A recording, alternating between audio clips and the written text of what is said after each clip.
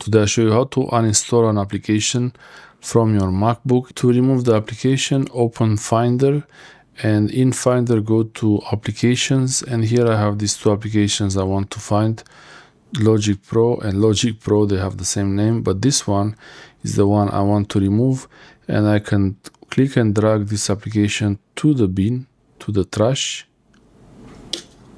and now it's in the trash and it's not here anymore. And if I want to make sure this application is deleted completely, I can empty the trash, empty trash, and this application will be uninstalled just like that.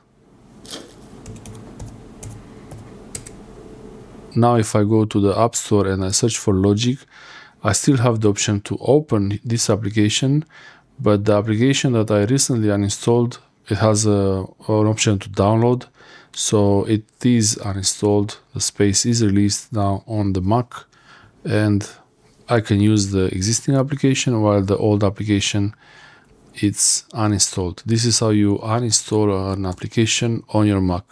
Thanks for watching.